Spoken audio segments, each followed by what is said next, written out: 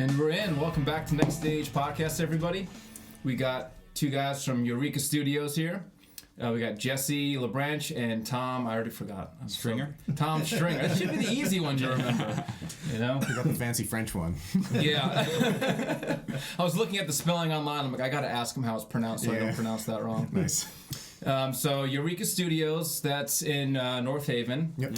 And you guys do all sorts of music recording, I'm assuming. Yeah, absolutely. So let's just talk about that. Like, how did you guys meet? How did this studio come together? Like, what's going on? You know, how did that brainchild come to fruition? Yeah.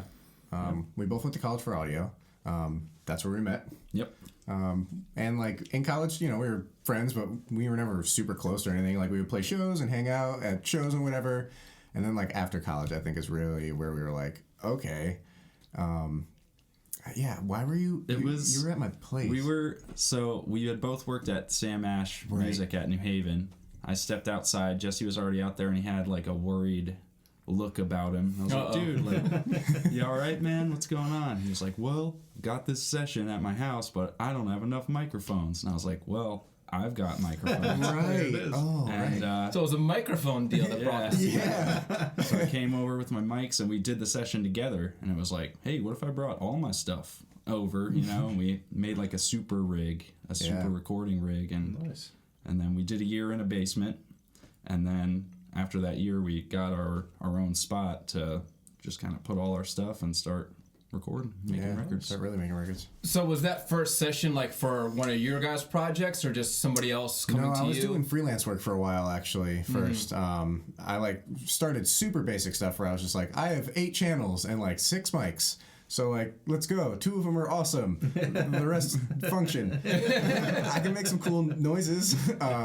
So I was basically doing some freelance work, and this one kid was doing like this, was it the acoustic project that you came by for? It was. Yeah, the acoustic project with some vocals, and I was like, I just don't have enough. Like, I wanted to get this nice room sound for it. Like, my vision was always bigger than my equipment at that point. So you saw the limitations of what you had. Absolutely. And I think that's kind of where we made our connection, was like, he was like, I can help you out. And when he came over, I think we both had the same idea of like, this is the limitations of my stuff, and that's the limitations of your stuff, which is here, and we're able to do so much more now. Yeah. Let's just do this together. Yeah. And then after that, we were like, okay, yeah, let's give it a shot and see what happens. So you saw the value of like that synergy of working together. Yep. And like you guys, I'm assuming, clicked pretty well in terms of like personalities in the studio and all that. Yeah, like, definitely. Weirdly, I was super surprised. Like, you'd figure kind of 2 engineers would be like this, no, like this, no. Yeah, so is this a good co-engineer operation? Yeah, sometimes it could be like too many like hands in the gumbo, you know, like too many hands in the pot, but I don't know. If I ever make a suggestion to Jesse, it's like, oh yeah. And if he ever makes a suggestion to me, I'm like, yeah, totally. That's great. You know, it turns out it just naturally worked really well. And like, even if like, I'm trying to like say, maybe we'll take it in this direction. He's like, I don't really know what you mean. And then I'll like hop in there and do something, and we'll be like, oh, that was kind of cool, but maybe we'll change something like this. I'm like, well, I don't know what you mean. And then he'll hop in there and like change something like that. I'm like, oh yeah, that's like way cooler than what I was doing. Nice. And I think we have this cool kind of back and forth of like, I don't know if that'll sound good, but I'll try it. Like, yeah, the idea, we could always go back. The beauty of digital is Command Z. You need to make T-shirts that say Command Z. Yeah, actually.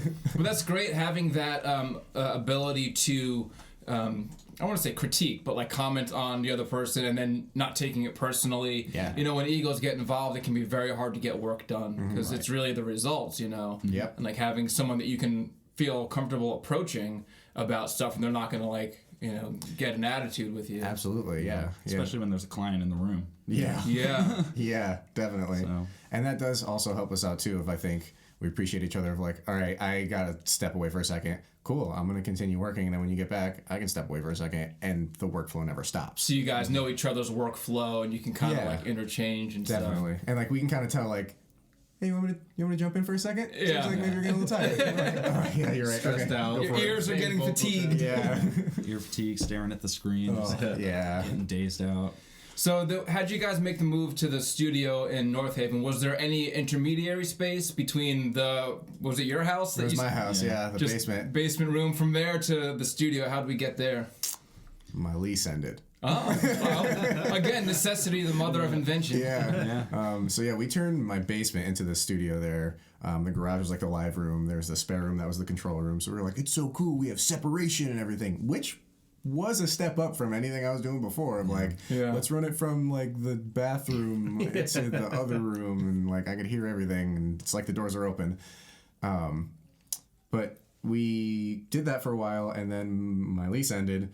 And I was like, I'm not going to move to another place that can handle this. So we both kind of were like, okay, where can we go, like, now? Yeah. And he was like, I have an idea. I think I know somebody. And it was like, I used to work for a live sound company, like mixing shows and stuff like that. And they have like a little spot they use as their warehouse, basically, to like store like speaker systems and stuff like that. Mm-hmm. And I knew they had a guy there who kind of had like a little studio set up. So I was like, I'll ask him about it. And it ended up working out pretty well. We just moved right in, and we, just pay rent every month, and that's how it goes. So it's like industrially zoned, I'm assuming, so you don't have to worry about noise, or? Well, no and yes, respectively. We don't generally have to worry about noise at all. Our neighbors have been pretty cool about all of that. And like we don't do anything on, a Wednesday at noon.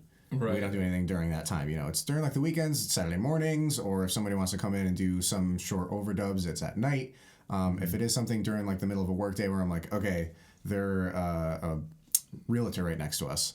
I know that they're going to have like clients in there and stuff like that. I'll either talk to her and be like, hey, we're going to have people in here. Do you know when you're going to be out of there? Or just wait for her car to leave. Or be like, all right, so we'll do like the electric guitar, so I can just blare that in this room and she won't be able to hear that from there. Yeah. As long as we don't have like a whole band just crushing it. Right. That's fine. No grindcore metal bands. Yeah. Not in the middle of the day. If you want to do that after 7 p.m., come grindcore away. Awesome. That's good to know. I will get your pig squeal on so hard. So there are like other buildings around. It's not like a standalone thing. Yeah. Like, are they connected? It's sort of a strange like, I don't know, condo situation. Yeah. Okay. It's like an office space, office building, kind of, but like one floor. It's kind of weird. Oh, okay. Well, as long as it works. Yeah. Yeah, definitely. And like how long have you been there for? Basically 2 years. Yeah. Yeah. 2 years now. So 2 years out of the basement. Yes. Yep. Okay, cool. So this has been going for a while. Yeah, we've been doing it for a little bit, and I'm not ashamed to say I'm pretty proud. It's pretty cool to be like, we went to school for this. I want to try this. So do you. Let's try this and see if we fall on our face. And then 3 years later being like, we didn't? Yeah. Okay, let's keep doing this then. Like, let's keep trying. Yeah. What do you think makes that work? Like, what's the dynamic that's kept it going? Well, I gotta say, like, we have some pretty great friends, and a lot of our friends' bands will come to us for service, and that's really what keeps us going, is like all of our buddies' bands who are like, hey, I want to do like a record, and they'll come to us for it. So they keep us, paying our rent and keeping the business afloat. And that's great. What we recently started seeing was friends of friends bands are now coming in. Yeah, exactly. So it's like super word of mouth effect. Yeah. We've done like the Facebook ads every once in a while to pop that out there and stuff, but word of mouth really is gold. Is the way. Yeah, that's the way people, because when you're talking to somebody like this and you're like, hey, I went to this place and they did this and I was super comfortable in their space and like this is the way it sounds and I could show you right now, instead of like going on Yelp and being like recording studio 4 stars because it was good. Okay, like who's this guy? And you can look at a photo. Like when you get that personal relationship from musician to musician, especially, it really solidifies. Like, all right, you know what? Comfort's a big deal. Yeah, absolutely. And I'm huge for that in the studio. Yeah. My vision for the studio and why we named it EuRECa was to have that moment, that EuRECa moment in the studio of like, this is so awesome, or like this is a brand new part that we never thought about. Some sort of something that's like, click. This is why I came here.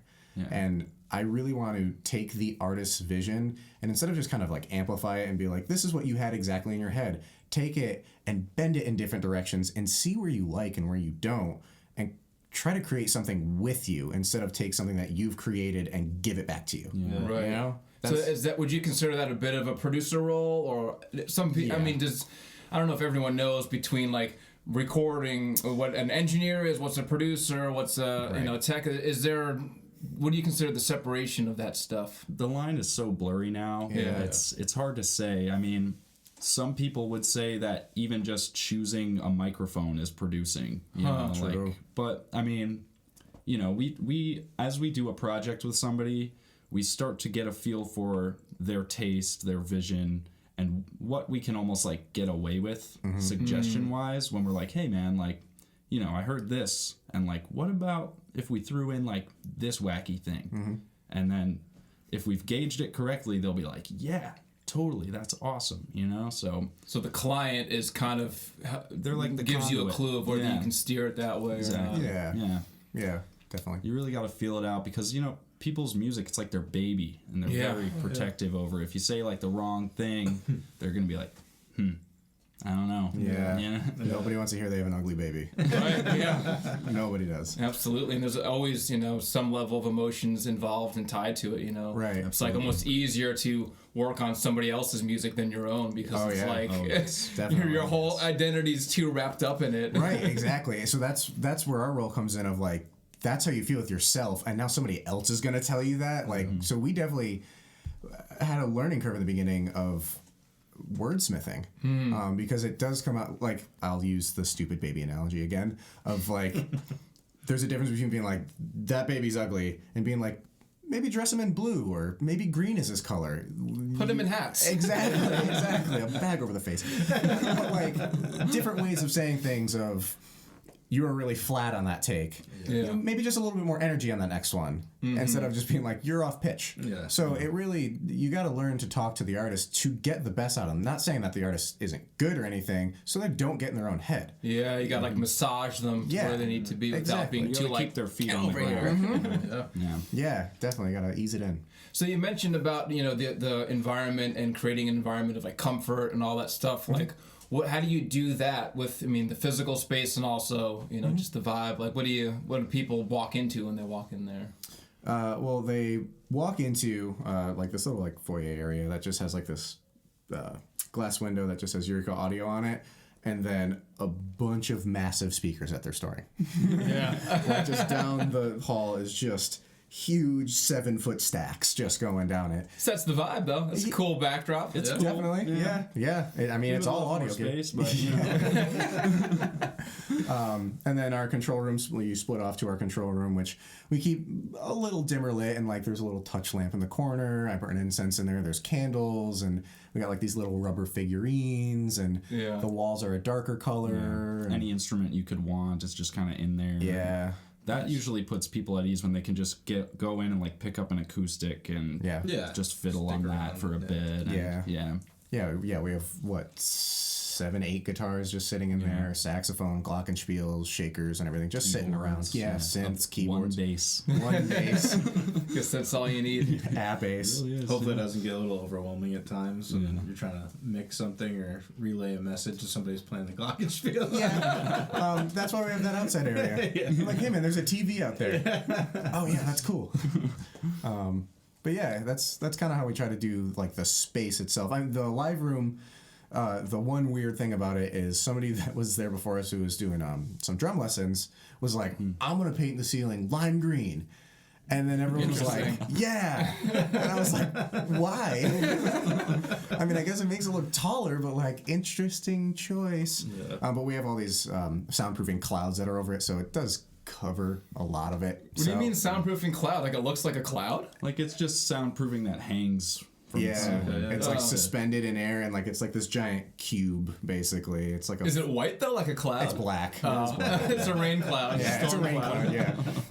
Thunderhead. So that's how we kind of try to do the space, and then it's really tailored to the artist. Yeah. Some people like a more energetic vibe, and like we got some fun lights that we could put on or whatever. And we had this one singer come in, and she was just doing her vocals over a track, and so we went super downplay the vibe. Yeah. We like set up this nice little vocal booth for her, lit a candle in it, and just was like, all right, you can have this. We can shut the lights off and just have these ones on, and because to me it really is about the performance. That all affects the performance. Like, if you have a blaring light in your face and you're playing, or if you have no light in your face and you're playing, like, are you guys musicians? Do you play? So like, if you're playing on like a super dark stage versus like a super bright stage, things are all different. I mean, your notes get all different because you're like, I can't see anything. But there's a different vibe to the whole thing. When you could see the audience versus when you can't see the audience, it affects how you play that same song night to night to night to night.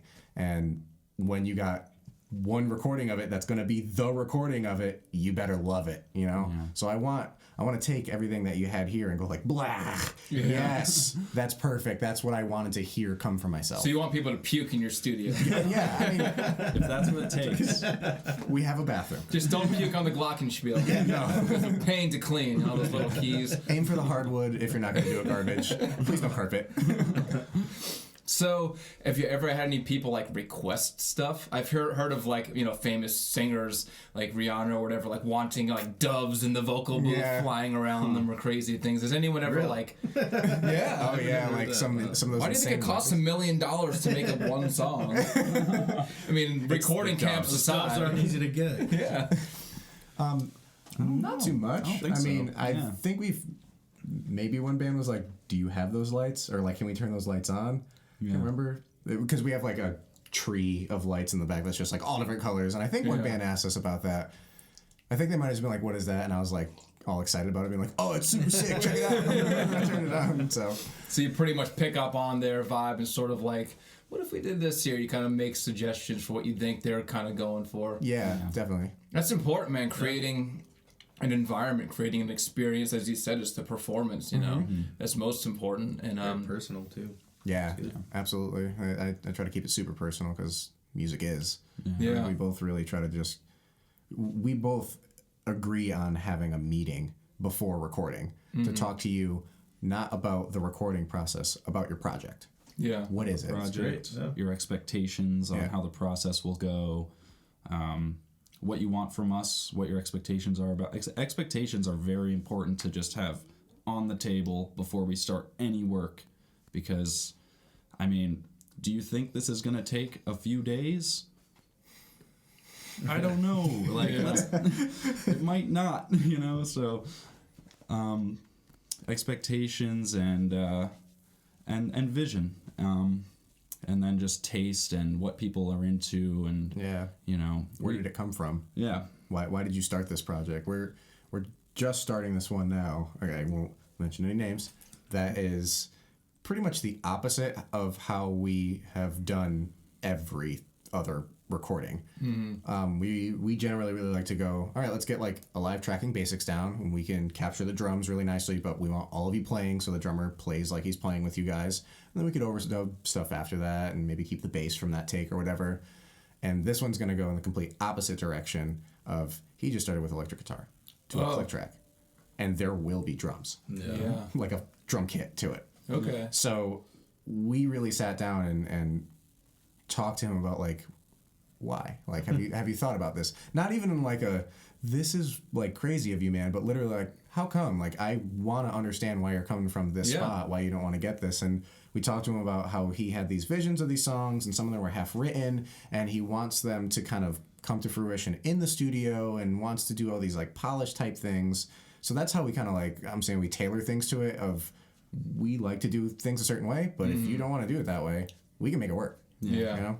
As long as you know what the vision is and like why the person is coming in there. Yeah. And it's usually people get reference, you know, word of mouth. So like you'll know the other people that they're friends with, like a band has come in and then it's like, hey, I know this person, and someone contacts you that way. Yeah. Yep. We got that, and we do get the outside things. We've had people contact us for doing like UI sounds and stuff, like sound effects for apps and stuff. When we click this What's button, UI mean? User interface, I'm guessing. Ding, I got it. I'm going to try it myself. So like we've had things like that come out to us, which is cool to try our hand at that. And you've done some movie trailer stuff. And movie like sound design. And nice. That's kind of what I'm aspiring to do. Yeah, so. it's really fun. Yeah, he's the synth guy, super hard. So you do that stuff like pretty much on your own, or is it like? Well, that stuff I did on my own only because that was like a special situation where it was like for a kind of a contest that you had to make the film entirely in 48 hours. Whoa. So it was like, I was also boom-opping for the film, and we shot it, and then like at midnight when we finished shooting, I went back to the studio and spent all day there, like working on the sounds. And so I would normally, bring Jesse in and like collaborate on it, but it was like, you don't want to like the high pressure situation for like 12 hours. Yeah, you didn't want to subject me to that. Are you allowed to say what the film was, or is that secret? You don't have to. I don't remember what it was. That's terrible. But I always say it's like something waffle, and I always text you about it. I'm like, I want to show somebody because it was good. When I saw it, I was like, oh, this is the thing that you worked on. And after I saw it, I was like, that was the thing that you worked on, man. That was sweet. And so I showed a bunch of people, and I was always like, it's like waffle something, and he was like, no, it's pancake this. It was like not exactly. Oh yeah, so the filmmakers went under the moniker Pie Crust Pictures. Pie Crust. You'll find it. Yeah. Okay. I don't remember the name, but it's a darker looking film. So yeah. That. Under that company, just look for a dark film with like a house. Okay. It'll be cool. And they contacted you to do that? Yeah, I'd been friends with like the dude directing for a while from like I minored in film, so I knew him from classes and stuff. So yeah, he brought me in. He's a good guy.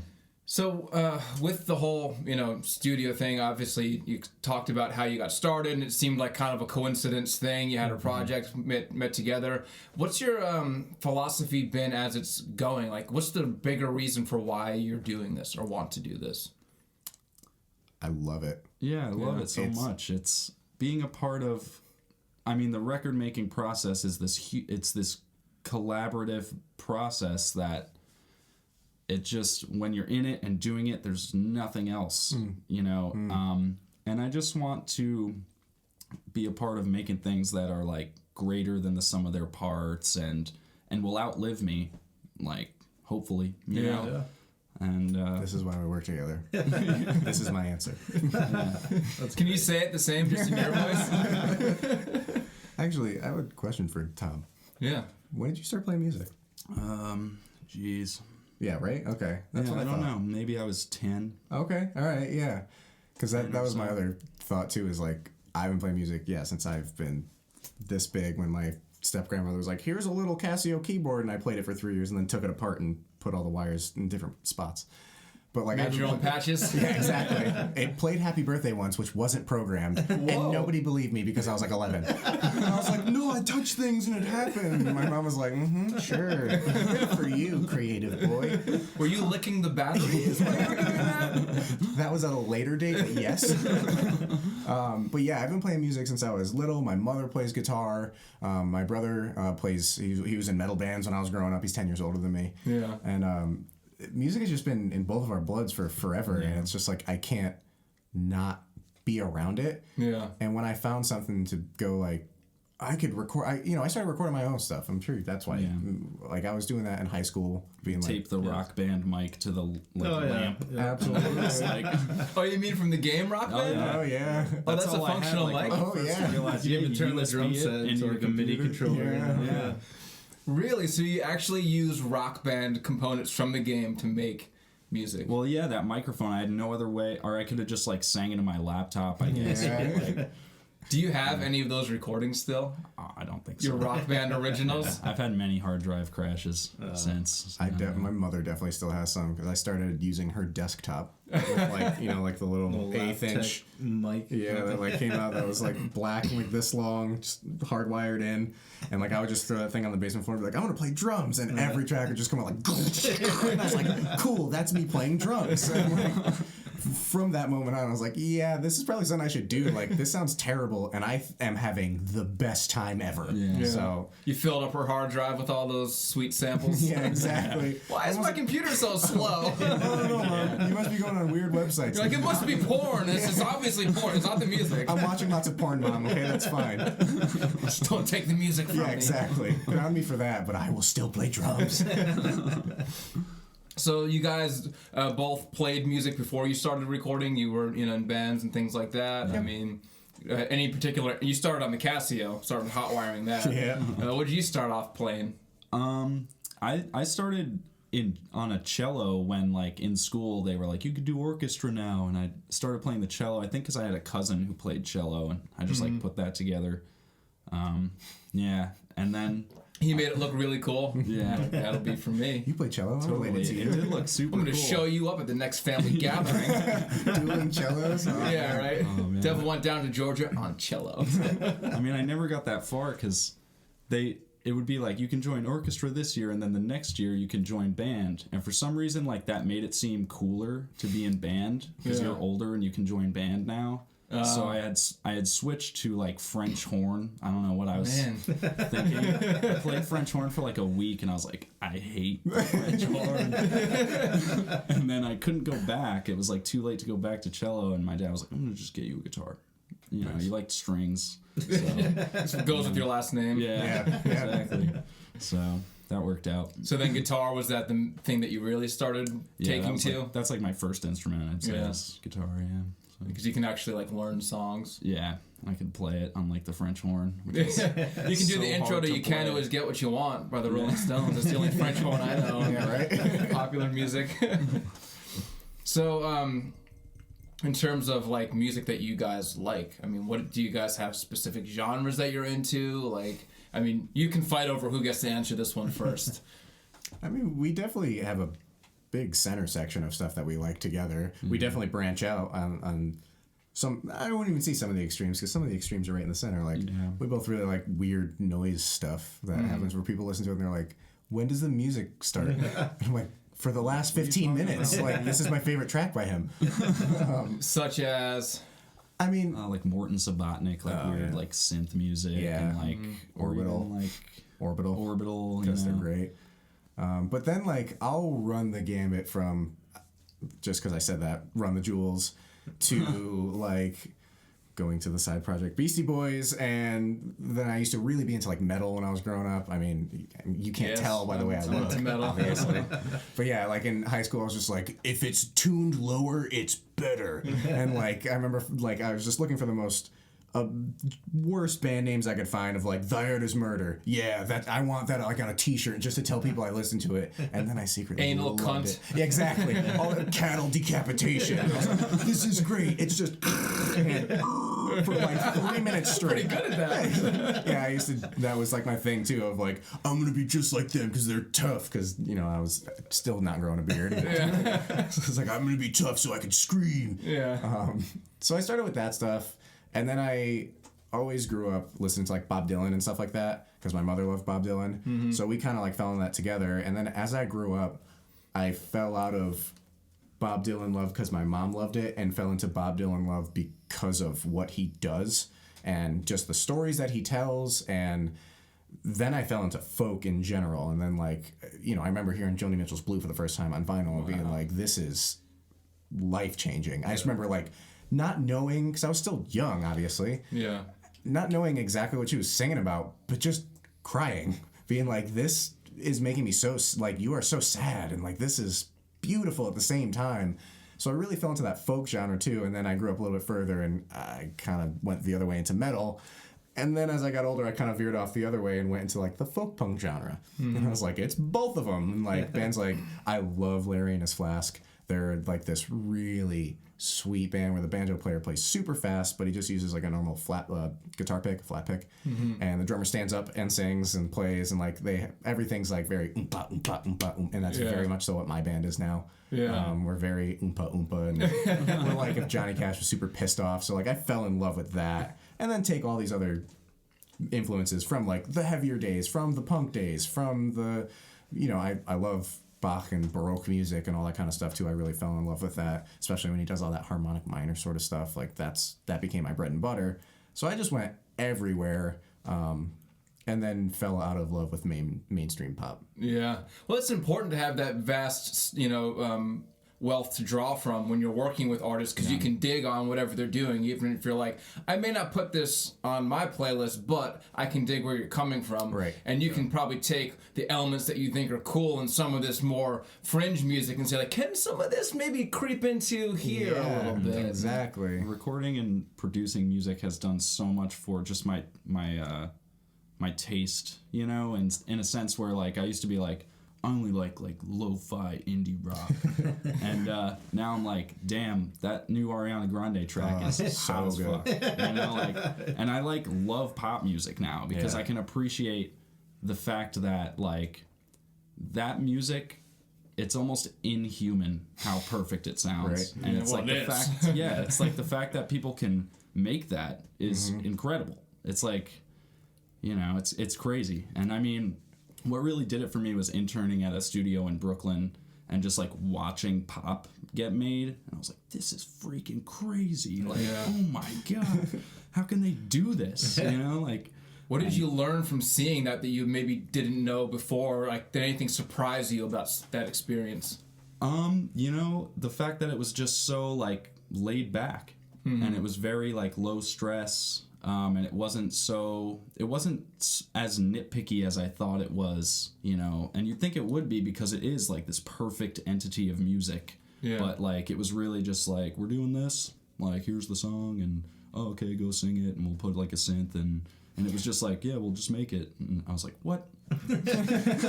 What? Was it more with like digital instruments, or was there natural instruments? Like, It was everything. Okay, so it wasn't yeah. just like easier because they weren't trying to make stuff and do all that. No, I mean, there was like full drum kits and guitars and then synths and you know, vocals, bass, everything. And, yeah.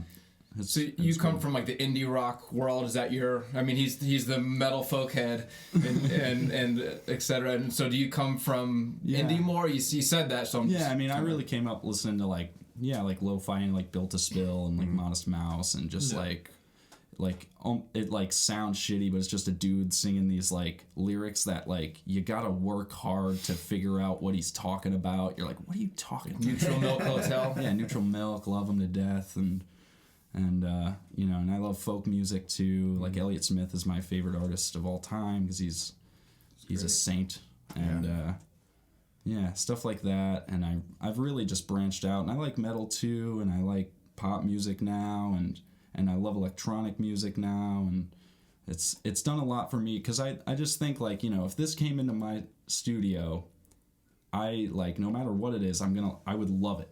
You know, because I get to like be there in the process and really like sink my teeth into it. And that's what really like, and so I think about it for other people. I'm like, you know, these people loved what they were doing when they were making this, and who am I to say like it sucks? Yeah. Right. Like, who am I to really like judge that, you know? Yeah, that's true. So I try to just take everything in and really judge it objectively as much as I can, you know? Yeah, that's an important thing you touched on. Do they love it? And I don't know where I read it or came across the concept, but whoever what it was, an interview or whatever, but about making music that you love. Like I think it was a concept on like the recordings in general. It's like, this is not a loved recording. It might be great and sound perfect, but you can tell people who are making like didn't love it or something like that. There's some way that vibe comes Definitely. through where a thing can be perfect by the numbers and by every, you know, metric you can use to judge it, Right. but it doesn't feel like loved in some way. And that's something that I think kind of has happened with music more recently, you know, in the past maybe 10, 15 years, that it doesn't seem like people who are getting their music, at least maybe at the highest mainstream level, like really love it in the same way that maybe people used to. I mean, do you guys have any feelings on that? Do you think that's true? Or am I just making stuff up because I just want it to be the 60s again? No, I don't think you're making stuff up at all. I mean, you know, I really don't want to like call out any genres of music, but like, I mean, but here's this specific genre. Bro country? I mean, one genre that I've just like I try to like it and I just like can't, you know, it's just me personally, is like trap music or like mumble rap. Yeah. Because it just seems like lazy and just like, put it out. And, like, I'm just like, come on, man. Like, It became more about the image. yeah, just like selling a brand. Absolutely. Yeah, exactly. And that's like not music. I hate saying that because I listen to a lot of things where people are like, that's not music, man. That's just like a Lou Reed's Metal Machine. yeah.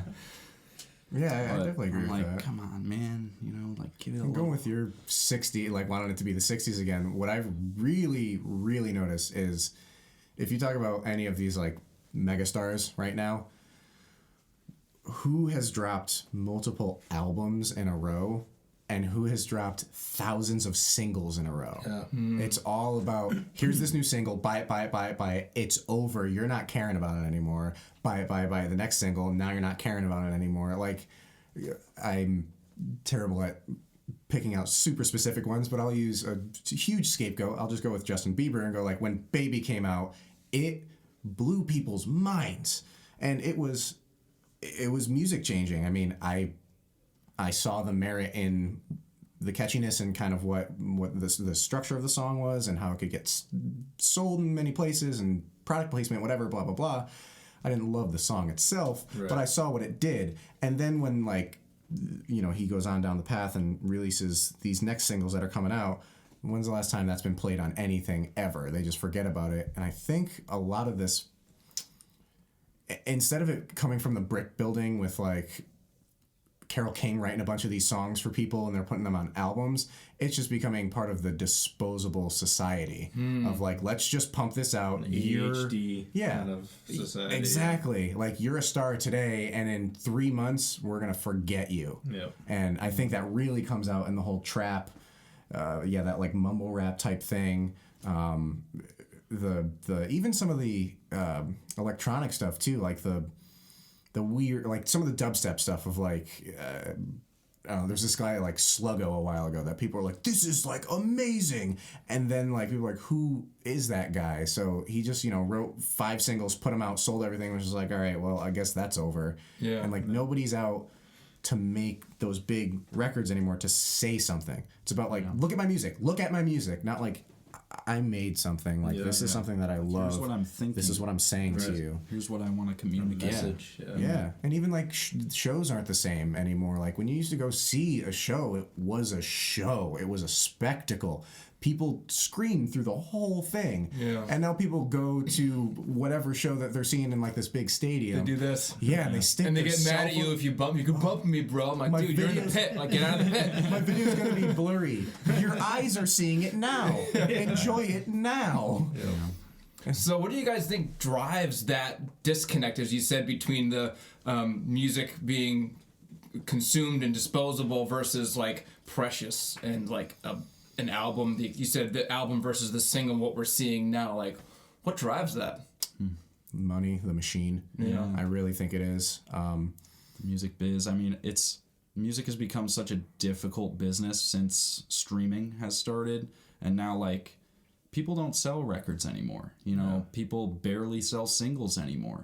It's like you're making a cent off a stream, right? And it's like if you keep on putting out like a new single, it's like you'll get some streams even just off of like the curiosity of like, oh, they put out a new thing, like what's this, you know? And that's almost what people are thriving off now. That and maybe touring, like it's tough. Maybe. No one's buying music, no one wants to pay for it anymore. Nope. Like, what do you think we can do to change that as people in the industry, as musicians, as podcasters, as engineers? What do you think there's a way to change it? To get people more engaged in purchasing music and contributing to the creation of art? That's an interesting take. Something you just said at the end of like to make people want to buy music again, of maybe instead of everyone being a complaining artist of like the music industry sucks now, nobody's buying albums, maybe it is on us to go, if you buy this CD, now it's also X, Y, and Z.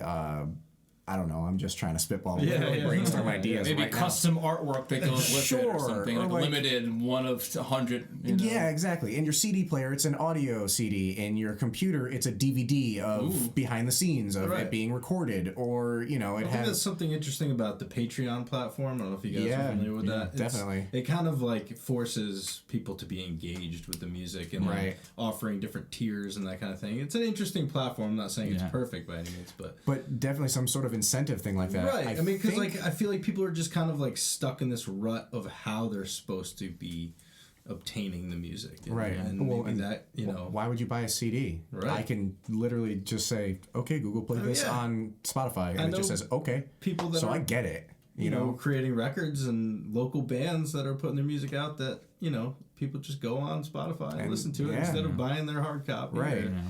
It sucks. It does suck. And the thing that really I get torn with inside is I understand the consumer side of it. Yeah. Because everything is so point and click. I mean, even turning it back around to recording, we're not using tape. It's all digital. It's all about like instant. Didn't like that take. Go back, do it again. That didn't cost $45 because we just need to roll over this tape and it's going to degrade and blah, blah, blah. Yeah. And, everybody's pointing and clicking and shopping on the internet now. They're not going into brick and mortar stores. Yeah. I think it's just that instant gratification. We want all of the things and we want all of the things now. Mm-hmm. And I think it could...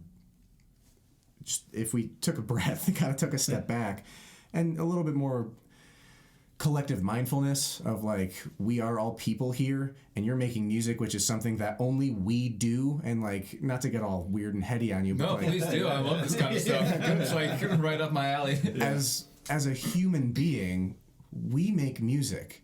Nothing else really does that. We can personify birds and say, yes, they are making music, but to other birds, they're speaking like this. Mm-hmm. Humans make music, and that's a really weird, special thing that we're allowed to conceptualize and then physically do. And when you make a record, it should be, like you said, something that you love, and I think there's a disconnect where people don't understand that anymore. And when you buy that physical CD, you're buying a piece of that person that did something that only another one of you type can. Yeah. And like, that's just cool to me. And I think that's why I love music and art in general. It's a very specific, why does this happen in our brains and why do we want to share it with other people? Mm-hmm. Why does that make you feel good? Yeah, man, that is a very good point. It is that unique in terms of the species of humans, but as you said, this is in my brain and why do I want to share it? That's the most important question. Yeah, definitely. Why does that make you feel good? Yeah, where does it come from in the first place? Right. Why do I want to play G all the time? and why does G sound good, but like... It's the God chord. All Christian rock has to have a G. Oh, man, yeah, I can go dive super deep into that. Like, why does a chord that we think sounds good is good, but wrong notes are wrong notes? Like, somebody might think that sounds good, and, there's so many different ways you could take music, and I think that does get lost in this... Here's a new single, listen to it, that was great, right? That beat banged, right? That's all you really care about, right? You shook your ass to that, right? Cool, great, let's go on to the next one. This one I rhymed 3 words together, but it has the most banging beat again. Like, that's sick, right? Awesome, let's move on. And I think that specialness of you created something that only you can gets lost in that. Gets lost in the machine. Where do you guys feel like land on lyrics in terms of, are they important to the song? How important are they? Do the lyrics matter? Are they the most important thing? Like, what do you think? I think that kind of changes. I mean, I always loved listening to music for the lyrics and hearing somebody talk about their perspective. And that's, like I said, Elliott Smith's like my favorite artist, and that man, he just speaks right to my heart. And that's why I love him so much. But there are other songs that have like the stupidest lyrics ever, but I still like love them. I'm like, this is sick, man. And there's even like songs with lyrics that, like almost like challenge the concept of like lyrics are important, and I respect that too. And I think it's a situational thing for me, at least. Yeah, I don't know. I mean, I would definitely absolutely agree with it's situational, absolutely situational, because like you were saying, like the artist for me that's like that is Conor Oberst. Like, anything Bright Eyes, I was just like, wow, yeah, okay. Like, you are really sad and do a lot of drugs. Like, I get so that definitely was important at that time. But again, like going back to my Joni Mitchell's Blue story, I heard the words, but I would not say that I heard the lyrics. Okay. I was too young to kind of understand, you know what I mean? Like, what do you mean by that, words versus lyrics? You made a distinction, and I wonder why. Because to me, words are exactly that. They are the words that I am speaking. Lyrics, more so to me, represent the underlying what you're trying to convey. I won't even say the message, but even just like the mood that you're trying to convey. Like the emotion underneath, so like how they present the word. Right, yeah. I do use this in the studio. Is it all right to swear? Yeah. Okay. So I do use this in the studio every once in a while for when I'm giving vocalists direction on an inflection is bitch. because I can say the word bitch and that just, but if I go bitch, like there's so many different ways that bitch, like there's so many different ways that you can say that one word. That's a different lyric. Yeah. Like, this is what I'm looking at, bitch. Like that's one lyric versus like, bitch, I just got my whatever. Yeah. Like that's another lyric. I mean, I don't know why I use those two, but I see what you mean. that's the distinction to me between words and lyrics is hearing what they're saying and actually getting it. You know, there's a difference to me. And the other argument I'll make is classical music. Yeah. Well, there you Period. go. Yeah. Well, there's definitely a lot of instrumental music. You know, we were recently revisiting Pink Floyd's Uma Uma. Yeah. Nice. Yeah. Which is like very wild and weird orchestral. stuff. Yeah. But we were sitting there like, this is great, but there's no lyrics. I mean, there's some on the album, but like, there's those whole pieces that don't have any. And we're sitting there like imagining like what this is about because he was telling me it's about Sisyphus who like rolls the rock in hell or something like that. See, like Greek myth, and I'm like imagining this guy like struggling against this rock, right? You know, from this boom, boom, boom, You could hear it happening. kind of music. Maybe it doesn't have words, but maybe it had lyrics. Yeah. Oh man, See, Getting you're deep. on that. You're on that. Deep. Sub level. So when you listen to music, what grabs you? I mean, you can each answer for your own stuff, but like if someone, just thinking, you know, you're, I don't want to say producer's ears, but you know, what in the recording studio when you're doing this, you've probably encountered music for the first time, and if you hear something that like grabs you, like, oh, that one could be a hit or that could be good, like what is it usually that triggers you to say like this is the one to pay attention to? You know, that's tough. Because I used to think I was like almost handicapped as a like producer because I'm into some wacky stuff. You know, like I'm into some weird shit, and you know, I'll listen to a song that's just like a dude like messing around on a synthesizer for like 20 minutes, and it's just like bleeps and bloops, and I'm like, yeah, dude, that was sick, man. And but I mean, you know, there's so much, I guess, like, I don't know, structure. It's I try to connect with it in and just try to feel what they're feeling as they're playing it, and even maybe try to like get into the headspace they were in when they were writing the music. And I try to do that with everything. Like I said, like I try to almost judge music objectively, if that makes sense, and just really like just settle into it and feel it before I'm just like, oh no, this is stupid because like it's this thing that I always hated and I think it's dumb. Yeah. Like I wouldn't say I'm very good at being like, this is gonna be a hit. You know, like I know it. But I know what's good to me, and that's what's hard, is like what's good to me is shit to somebody else, you know? Yeah. But I mean, that's a tough question. I'll give you a little bit more than Yeah. What's your take Please. on it? No, I'm saying I'm going to give him more credit because he's like, I don't know if I could think of it. But we both had that one session where we mixed a specific song that had this really groovy bass line that came in. And we were like, okay. And then it's kind of like, they started playing like the key part come in. And as it started going, it was just the two of us. The whole band was in there recording it. It was when we were recording it, not when we were mixing it. So they were playing live? So they were playing live. We were in the control room. And as they were going through it, we didn't even say anything to each other at first. We both just kind of like stopped and looked back, or like looked at each other.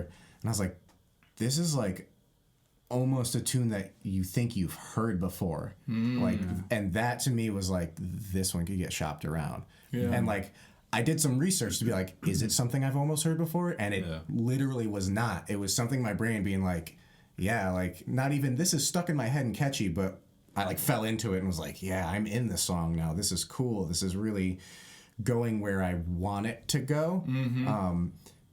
And even tried to step back from, I'm not in the studio anymore. I'm passively listening. Yeah. Which is almost impossible to do at any point in time anymore.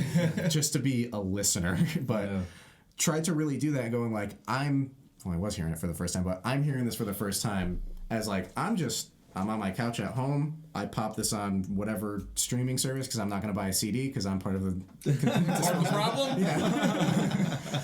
And what am I like? What am I thinking? Like, would I listen to this again? And as it was happening, going like, oh, that part was cool. I wanted to hear that again. That's actually right there. I just had that bing. That's one of the things that I hear too. If I hear something that happens that I go, I want to hear that again right after it happened. Like that was a cool like guitar part, keyboard part, whatever. And if it keeps coming back, and it's not just this, I stuck this cool thing on top. Yeah. It's part of the tune. To me, I go, this can be catchy. So that would be a hook, sell. right? Would you call that a hook? Definitely a hook. And this specific one that I'm talking about too had these very basic lyrics that were like pretty easy to remember for the verses. And very relatable. Yeah. Which is important. And then I'm pretty sure the chorus in that one was just oohs and ahs. Yeah. And I was like, this is the catchy chorus part. You will remember for the rest of your life after you hear it the first time. Not even the song the first time, the first chorus. Yeah. You're doing that live, you sing that first chorus, the next chorus around, everybody's singing those oohs and ahs because you can't forget it. Right. And I went like, this is something, because you're right. It was these very honest, Easy but to relatable understand, lyrics. Relatable lyrics. Yeah. That were just like, man. Simple sells. Yeah, absolutely. It's like when I write lyrics, I'm like, metaphors that only I get. Oh my god, no one's gonna get this. Exactly. And it's like that. Well, that's why no one likes my music. Like, what are you saying? Here is the concordance that goes along with it. That's got all the references. There's a glossary. I was just gonna say, there's your incentive. Buy my CD, you get the glossary. Yeah. But just make sure Based to off be a like, graphic novel series I've also written. there you go. Then you can differentiate it and go, it's not the Bectionary. Okay? This is different.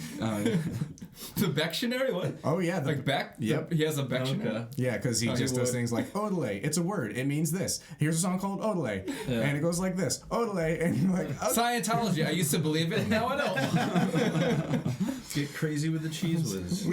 I guess we were all sick once. Yeah.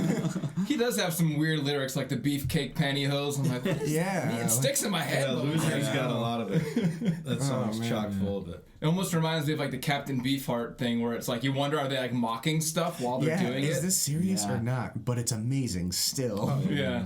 I'm remembering it, so it's stuck in my head. Yeah.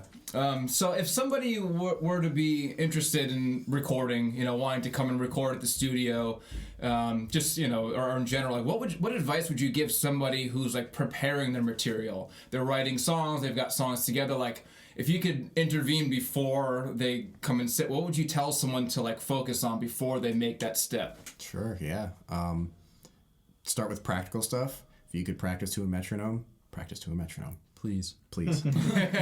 It'll Timing is everything. Well, it'll make the musician's life easier, because if you play something sweet the first time and the second time you're like, oh, that wasn't good, but I really like the way I played it the first time, I can do some manipulation there if you want that kind of sound, or if you even just want to go over it again. We could roll you in with a click, you play it the same way, it's great.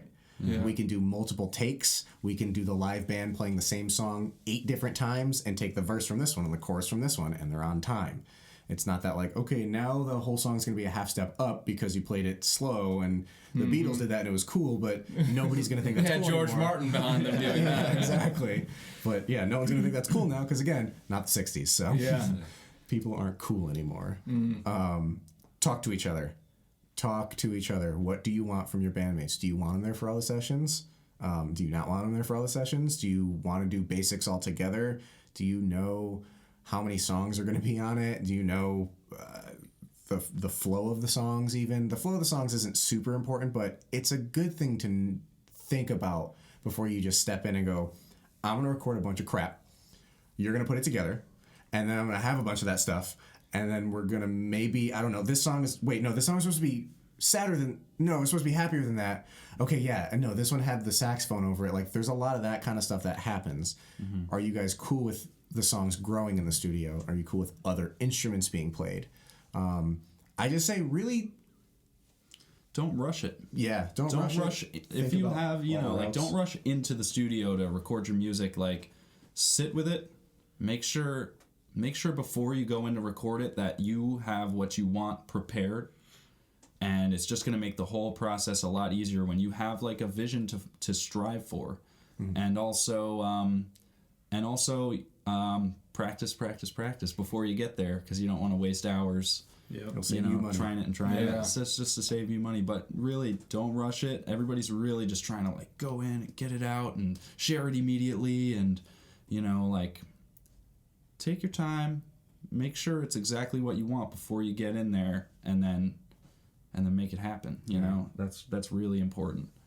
If you have a deadline, you're booking too late. What do you mean by that? Like if you're like, all right, we're gonna book a date for, you know, next week to start this process, and we have a release show in 6 months. Yeah. Oh, Bad move. Wrong move. Don't do that. It's gonna be bad for everybody all around. We are gonna charge you extra. Yeah. well, probably they'll be making forced decisions because it's under Exactly. pressure. And it's like, well, let's just get this thing going. You know, we It'll got to get come it out. printed. Yeah, exactly. It'll come out when you want it to come out, but it won't be what you want. You know, like Yeah. we can make the deadline, but you can't play the song any faster than it is. We can't mix any faster than we could mix. Like there's What's that only saying where it's like good, cheap, and something easy. Easy, good, and cheap. Easy, good, and cheap, and you can only pick 2 of them. You can only get 2. So That's like a Zen little philosophy on it. Yeah. I think I usually say good, fast, and cheap. Yeah. Have you or would you ever like turn someone away? Say you're not ready. You're not ready? Like if someone comes to you and you're like, you know what, I don't know if the studio is the place you need to be right now. Okay, would you ever make that call, or have you, or does that ever come up? I would be honest. That has not come up for that me. hasn't come up for us. I There feel like are I would red be honest. flags, Yeah. you know, where it's like, but I wouldn't say it's, I mean, you're not ready is maybe one of them. There's other ones that are like, I don't know, there are these red flags where you're like, this might not really go so well, the whole process, where it's like, they might be expecting a lot from us, and it's like, that's why we have these meetings where we get everything out on the table, and we say like, look, here's what we can offer you, like, unfortunately, we still both have to have full-time jobs. You know, we don't support ourselves off of this, so it's like... We know the feeling. Yeah. So it's like, look, we can... That means you really love it. Yeah, exactly. You know, we're both putting in 60, 80 hours a week. Like, we're working 7 days a week. That's pretty much what we do. So you gotta like basically prioritize your time. You're saying if you can sense something's gonna be a big time sink, you're like, hey man, why aren't you in there every day? And it's Yeah. like, well... I am just doing different stuff. Yeah, you know, like, I promise, I'm here, but there are things going on. Also, I need to sleep at some point. And, like, my laundry's up to here because I haven't been home. I think I still have a cat. It might be in the laundry pile. But I guess to kind of straight up think about it, if I were to be in that situation, like, and we were in a meeting, I probably wouldn't use the words "you're not ready." Yeah, I was a little harsh with saying it to get it across, But I give think them I would advice to like be like, hey, once you flesh it out a little more, then we'll talk. You Right. know, like, or I might even offer something else. How about we do a demo? It sounds like you guys are ready for a demo. Yeah. Something like that of like, or I'll turn the tables around too sometimes of like, well, why don't we show you kind of what we can give you? Why don't you just book like a live track session day and we could just track something for you and then put it out and like you can have in 2 days like a little demo taste of what we do here. right. And that way they can kind of gauge if that one song that they do that day in the studio is like a grind for them. That can be a big wake up call of like, oh, okay, we needed to practice more. Like that was a struggle. And when you struggle on one song as a musician, I've done this in the studio. I've gotten red light syndrome where that red light comes on and I'm like, guitar is what? Where by the end of it, if you're trying to hammer a song for like 2 hours, 3 hours, 4 hours, by the end of it, you're like, I hate this song. Yeah. And when you wrote that song, you loved that song. And like, that's not what you want, you know? And that could be a we good don't wanna wake up do call that for to the anybody. band. Yeah, Right. we don't want to make people hate their music. No. No, not at all. If I'm going to tell anybody they're not ready, it's not because I'm like, you're not ready, get out. It's to be mutually beneficial. I want Yeah. you to love the product. I want to be proud of the product. And I want to have a good time in the studio. Right. There's nothing worse than being like, it sounds fine, but like, we didn't have fun together. Like, you just came in here, you laid your stuff down, you left. I Right. mixed it, you got it, you said you loved it, and that was that. Like, there wasn't like, we finished recording. Next week, let's book a session, but instead of you paying us, let's just go out and get a beer together. Like, we like to pause at the end of when you finish something to be like, appreciate what you just Yeah, did. It's like, guys, Yeah. you did it. Yeah. Like, this is awesome. Take You a know, like, moment. look at what you did. Stop Like, doing anything and Love it. appreciate it. Yeah. Love it. That's good. That's really That's the way important. it should be done. So what would you guys say is the vision? What's the future for this place? What's the next stage for EuRECa Studios? Or your guys in general, even if it's not just, the studio. Where is this leading to? To buy Google. Yeah, awesome. No. Just take it as far as it'll go. Yeah, like at this point, I would say it's our baby. It's both of our collective baby. We have a joint bank account, so boyfriends. It is our collective child, and I do want to take it as far as it can go. If that means we can sustain ourselves off of this and it really takes off, that is dream. Yeah, that is dream. If it means we could sustain it for a decade and then we're like, all right, we got to kind of like move on and do something else, that's fine too. I want to take it as far as it can go. And if this one thing kind of, like I said, in a decade doesn't really work out, that doesn't mean it's the end of us recording at all. Yeah. It just means it's going to turn into something else. I do have a very strong vision that EuRECa Audio won't die. It may change, but it won't die. It may be something else 20 years later. But I don't think that whatever this is that we're doing creatively together is going to die. I just don't see that happening with either of us. Even if, like, tomorrow they were like, so we blew the place up, there's nowhere for you to go, and all of your shit is broken. EuRECa Mobile. Yeah, you're like, well, we're going Let's get an RV, we'll build out a rig in that, we'll drive to shows, record them, we'll do what we got to do, man. It's a great attitude, because then that means that they're without the expectations. If I don't get here in 5 years, I'm done. Then you're just gonna naturally, organically grow this thing, because it's a labor of love, as you've clearly, both have proven. Just the way you talk about music, the way your approach to the whole studio environment. And just you're both kind of like, I can see your eyes lighting up and getting excited about talking about music. So I know that it's a true passion, and the fact that you're like, we're just gonna keep it going. Like, that's the best approach ever. Yeah. I mean, we've had like scary moments, like when we had to move, and then now we're like paying rent separate from either of our like living expenses, and it's like great. That was scary, because I remember we both sat down and we were like, look, like, I really can't afford to pay for any of this out of pocket. Like, we're going to have to make enough each month to pay our rent. And it's like, we don't know if in the first month we're even going to get a client. Right. You know, like, ooh, that's scary. It was like a freaky situation. Like, That's super true. I don't know. Our like, very first month going in, we were like, we have $0 and this rent bill.